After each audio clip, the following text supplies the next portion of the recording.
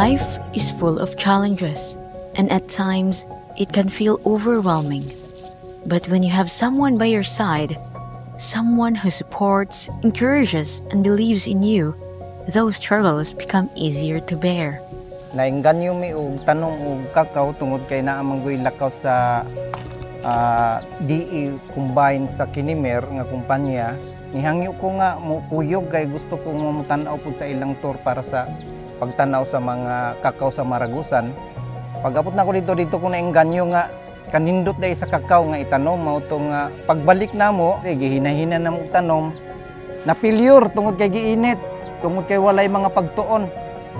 Niabot ang panahon nga nanghatang na pud ang kuan NGP o kakaw mo to nakapangayo may 500 ka punuan mo to ang among gitanom. Despite the setback, a solution soon emerged. Encouraged by the advice of the City Agriculture and Veterinary Division of Butuan, Mr. and Mrs. Ranoco participated in a cacao production management training conducted by the Agricultural Training Institute, Caraga.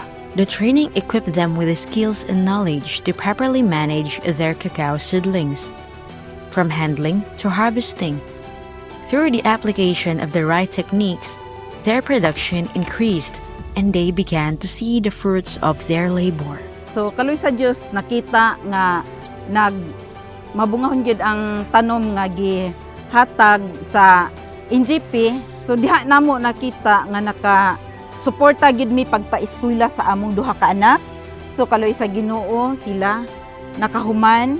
Ang ako ra gyung ika-advise sa mga kauban namo nang tanom og kakaw nga kung unsay may naapila nato nga mga pagtuon luyo sa kalisod kinahanglan siya nga tumanon. Ato gyung i-practice isip usa ka farmer kung unsa man ang atong pagtulunan nga giatinan nato sa ATI or sa DE ba nga mga panawagan, kinahanglan atong i-apply. Aron diha nato makita nga mo income gyud ang kakao. Makita gyud nga naa gyud makasustain kung unsa man ang mga panginahanglanon sa pamilya. Through perseverance, hard work, and the right support, they are building a brighter future, one step at a time. Together, they are cultivating not just cacao but a future full of hope and possibilities.